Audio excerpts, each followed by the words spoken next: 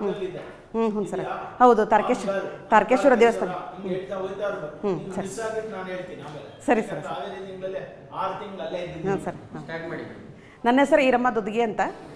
ನಾನು ಹಾವೇರಿಯಿಂದ ಬಂದಿದ್ದೇನೆ. ನಾನು ಸರ್ಕಾರಿ ಪ್ರಾಥಮಿಕ ಶಾಲೆಯ ಶಿಕ್ಷಕಿ. ಇದನ್ನು ನಾನು ಯಾಕೆ ಆಯ್ಕೆ ಮಾಡಿಕೊಂಡೆ ಅಂತಂದರೆ, ನನಗೆ ನನ್ನ ಮಕ್ಕಳಿಗೆ ತಿಳಿಸ್ಬೇಕು, ಇದು ಬೇರೆ ಪ್ರಪಂಚದ್ದು ಭಾರತದೆಲ್ಲ ತಿಳ್ಕೊಳ್ಳೋಕ್ಕಿಂತ ಮುಂಚಿತವಾಗಿ ನನ್ನ ಪ್ರಾದೇಶಿಕ ಒಂದು ಐತಿಹಾಸಿಕ ಇತಿಹಾಸವನ್ನು ನಾನು ತಿಳ್ಕೊಬೇಕು ಅನ್ನೋ ಒಂದು ಉದ್ದೇಶದಿಂದ. ಯಾಕಂದರೆ ನನ್ನ ಮಕ್ಕಳನ್ನ ಒಂದು ಸರಿ ನಾನು ಹಾವೇರಿ ಜಿಲ್ಲೆಯಲ್ಲಿರ್ತಕ್ಕಂಥ ಸಿದ್ದೇಶ್ವರ ದೇವಸ್ಥಾನಕ್ಕೆ ಕರ್ಕೊಂಡೋಗಿದ್ದೆ. ಅದನ್ನು ನೋಡಿದಾಗ ನನಗನ್ನಿಸ್ತು, ಇದು ಈ ಸ್ಥಳದಲ್ಲಿ ಇಂಥದೈತೆ ಅಂದ್ರೆ ಇನ್ನು ಮುಂದೆ ಇನ್ನೂ ಏನಿರ್ಬೋದು, ಅದನ್ನು ಫಸ್ಟ್ ನಾನು ಅಧ್ಯಯನ ಮಾಡಬೇಕು, ನಾನು ಈ ಪ್ರಾಜೆಕ್ಟ್ ವರ್ಕ್ ತೊಗೊಳೋದಾದರೆ ಇದನ್ನು ತೊಗೋಬೇಕು ಅಂತ ಅನಿಸ್ತು ನನಗೆ. ನೀವು ಕೂಡ ಅದನ್ನು ಸೆಲೆಕ್ಟ್ ಮಾಡಿ ಕಳಿಸಿದ್ರಿ, ಭಾಳ ಖುಷಿ ಆಯಿತು. ಹೀಗಾಗಿ ಅದನ್ನು ಇನ್ನೊಂದು ಸ್ವಲ್ಪ ಒಂದು ವಿಷಯ ಏನಪ್ಪ ಅಂತಂದ್ರೆ, ನಮಗೆ ಇದೊಂದು ಸಮೀಕ್ಷೆ ಒಂದು ಹಾಕಿಬಿಟ್ರು. ಹೀಗಾಗಿ ಇನ್ನೂ ಸ್ವಲ್ಪ ವಿಷಯಗಳು ಸ್ವಲ್ಪ ಬಿಟ್ಟು ಹೋದ್ವೇನೋ ಅಂತ ನನ್ನ ಮನಸ್ಸಿಗೆ ಅನ್ಸಕತ್ತೈತಿ.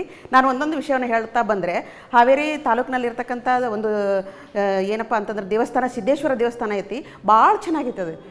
ಒಂದು ಸೂಕ್ಷ್ಮ ಕೆತ್ತನೆ ನೋಡಬೇಕು, ಅದನ್ನು ನೋಡ್ತಾ ಇದ್ದರೆ ಇನ್ನೂ ನೋಡಬೇಕು ಅನ್ನುವಂಥ ಒಂದು ಸೂಕ್ಷ್ಮ ಕೆತ್ತನೆ ಅದರಲ್ಲಿ ಐತಿ. ಕಲ್ಲು ಒಂದು ಶೈನಿಂಗ್ ಬರುವಂತಹ ಒಂದು ಕಲ್ಲನ್ನು, ಕಪ್ಪು ಕಲ್ಲನ್ನು ಅವ್ರು ಬಳಸ್ಕೊಂಡಾರ. ಭಾಳ ಚೆನ್ನಾಗೈತೆ. ಅದನ್ನು ನನ್ನ ಮಕ್ಕಳಿಗೆ ತೋರಿಸಿದ್ರೆ ನನ್ನ ಒಂದು ಭಾಳ ಇನ್ನೂ ಒಂದು ತಿಳ್ಕೊಬೇಕನ್ನಂಥ ಆಸಕ್ತಿ ಅವ್ರಲ್ಲಿ ಬರ್ತೈತಿ ಅನ್ನೋಂಥ ನನ್ನ ಉದ್ದೇಶ. ಮತ್ತು ಅಲ್ಲಿ ಹಾವೇರಿಯಲ್ಲಿ ಇನ್ನೊಂದು ಹುಕ್ಕೇರಿ ಮಠ ಅಂತ ಐತಿ. ಅದು ದಿನಾ ದಾಸೋಹ ನಡೀತಿತ್ತು ಅದರಲ್ಲಿ. ಅಲ್ಲಿಂದ ಯಾವ ಒಂದು ಇದು ಬರ್ತೈತೆ ಅಂತ ಗೊತ್ತಿಲ್ಲ ನನಗೆ. ಅಂಥದ್ದು ಪ್ರತಿ ಜನರಿಗೆ, ಊರಿನ ಜನರಿಗೆ, ಊರಿನ ಸುತ್ತಮುತ್ತಲು ಬರ್ತಕ್ಕಂಥ ಜನರಿಗೆ ಕೂಡ ಅಲ್ಲಿ ಒಂದು ಪ್ರತಿದಿನ ದಾಸೋಹ ನಡೀತೈತಿ.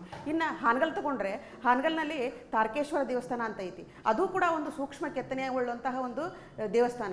ಅದಕ್ಕೆ ನಾನು ಕೂಡ ನೋಡಿರಲಿಲ್ಲ ಅದನ್ನು. ಈ ಒಂದು ಅಧ್ಯಯನ ತೆಗೆದುಕೊಂಡಾಗ ನನಗನ್ನಿಸ್ತು, ಇದನ್ನ ಒಂದು ತೊಗೊಂಡಿದ್ದು ನನಗೆ ಭಾಳ ಖುಷಿ ಆತಪ್ಪ.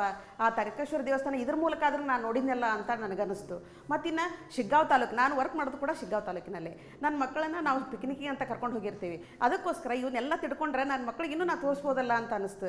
ಅದರಲ್ಲಿ ಒಂದು ಕನಕದಾಸರ ಹುಟ್ಟೂರು ಐತಿ, ಬಾಡ ಅಂತೂ ನಾವು ಏನು ಅದರಲ್ಲಿ ಇಲ್ಲ ಅಂತಿಲ್ಲ, ಎಲ್ಲ ಒಂದು ಅಂಶಗಳು ಕೂಡ ಅದರಲ್ಲಿ ಇದಾವೆ. ಅದನ್ನು ಕೂಡ ನಮ್ಮ ಮಕ್ಕಳಿಗೆ ನಾವು ತೋರಿಸ್ಬೋದು.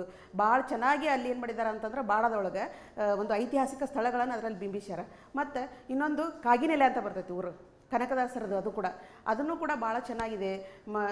ಒಂದು ಐತಿಹಾಸಿಕವಾಗಿ ಮಹತ್ವವುಳ್ಳಂತಹ ಸ್ಥಳ ಅದು. ಮತ್ತಿನ್ನೆಂದು ಏನಪ್ಪ ಅಂತಂದರೆ, ಈ ಒಂದು ಶಿಗ್ಗಾಂವದೊಳಗನ ನಮ್ಮ ಇನ್ಫೋಸಿಸ್ ಅಧ್ಯಕ್ಷೆಯಾಗಿರ್ತಕ್ಕಂಥ ಸುಧಾಮೂರ್ತಿಯವರು ಹುಟ್ಟಿರ್ತಕ್ಕಂಥ ಒಂದು ಸ್ಥಳ ಕೂಡ ನಮ್ಮ ಶಿಗ್ಗಾಂವ್. ಅದಕ್ಕೆ ಸಂತರ ನಾಡು ಅಂತ ಕರೀತಾರೆ. ಮತ್ತು ಇನ್ನೊಂದು, ನಮ್ಮ ಹಾವೇರಿಗೆ ಏಲಕ್ಕಿ ಕಂಪಿನ ನಾಡು ಅಂತ ಕರೀತಾರೆ. ಅದರಲ್ಲಿ ಏಲಕ್ಕಿಯನ್ನು ಬಳಸಿಕೊಂಡು ಹಾರವನ್ನು ತಯಾರಿಸ್ತಾರೆ. ಅದನ್ನೊಂದು ಇಲ್ಲಿ ತರಬೇಕಂತಿತ್ತು ನನಗೆ. ನಿನ್ನೆ ನೆನಪಾರಿ ಬರುವಾಗ ಅದನ್ನು ಮಿಸ್ ಆಯಿತು ತಗೊಂಡು ಬರೋಕ್ಕೆ. ಅದಕ್ಕೂ ಕೂಡ ನಮ್ಮ ಹಾವೇರಿಗೆ ಒಂದು ಏಲಕ್ಕಿ ಕಂಪಿನ ನಾಡು ಅಂಥೇಳಿ ಕರೀತಾರೆ. ಮತ್ತು ಇನ್ನೊಂದು ಏನಪ್ಪ ಅಂದರೆ, ಬ್ಯಾಡಗಿ ತಾಲೂಕು ತೊಗೊಂಡ್ರೆ ಅಲ್ಲಿ ಕದಂಬೇಶ್ವರ ದೇವಸ್ಥಾನ ಇದೆ. ಅದೂ ಕೂಡ ಒಂದು ಸೂಕ್ಷ್ಮವಾಗಿರ್ತಕ್ಕಂಥ ಒಂದು ಕೆತ್ತನೆ.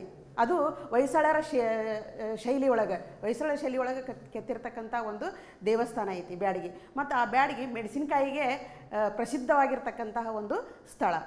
ಮತ್ತು ಇನ್ನೊಂದು ಏನಪ್ಪ ಅಂತಂದರೆ, ಹಿರೇಕೆರೂರಿಗೆ ಬಂದರೆ, ನಾವು ಹಿರೇಕೆರೂರು ಅಂತ ಸ್ಥಳವನ್ನು ತೊಗೊಂಡ್ರೆ ಅದು ಕೂಡ ಹಾವೇರಿಯಲ್ಲಿ ಬರ್ತಕ್ಕಂತಹ ಒಂದು ತಾಲೂಕು. ಹಿರೇಕೆರೂರದಲ್ಲಿ ಬರ್ತಕ್ಕಂಥ ಒಂದು ಸ್ಥಳ ಯಾವುದು ಅಂತಂದರೆ ಮುಕ್ತೇಶ್ವರ ದೇವಸ್ಥಾನ ಅಂತ ಬರ್ತೈತಿ. ಅದನ್ನು ಕೂಡ ಬಹಳಷ್ಟು ಚೆನ್ನಾಗಿದೆ. ಮುಕ್ತೇಶ್ವರ ದೇವಸ್ಥಾನ ರೀ, ಹಿರೇಕೆರೂರಲ್ಲಿ. ಅದು ಕೂಡ ಭಾಳ ಚೆನ್ನಾಗಿದೆ.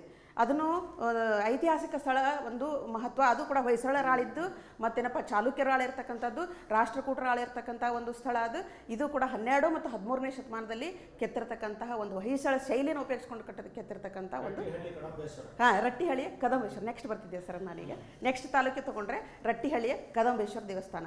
ಅದು ಕೂಡ ಐತಿಹಾಸಿಕ ಮಹತ್ವ ಉಳ್ಳರ್ತಕ್ಕಂಥ ಮತ್ತು ಸೂಕ್ಷ್ಮ ಕೆತ್ತನೆ ಉಳ್ಳಂಥದ್ದು ಮತ್ತು ಹೊಯ್ಸಳ ಶೈಲಿಯನ್ನು ಬಳಸಿರ್ತಕ್ಕಂಥ ಒಂದು ಸ್ಥಳವಾಗಿದೆ. ಯಾವುದು ಸರ್? ಇದು ವರದಾ ನದಿ, ಕುಮದ್ವತಿ ಮತ್ತು ವರದಾ ನದಿ. ಹಾವೇರಿ ಜಿಲ್ಲೆಯಲ್ಲಿ ಇರ್ತಕ್ಕಂಥದ್ದು ಕುಮದ್ವತಿ ಮತ್ತು ವರದಾ ನದಿ ರೀ ಸರ್. ಗಳಗನಾಥ ದೇವಸ್ಥಾನದಲ್ಲಿ ಅದನ್ನು ಕೂಡ ಕದಂಬೇಶ್ವರ ದೇವಸ್ಥಾನ ಥರನೇ ಅದು ಇದೆ. ಅದಕ್ಕೂ ಕೂಡ ಗಳಗನಾಥೇಶ್ವರ ದೇವಸ್ಥಾನ ಅಂತ ಹೇಳಿ ಅದಕ್ಕೆ ಕರೀತಾರೆ ಸರ್.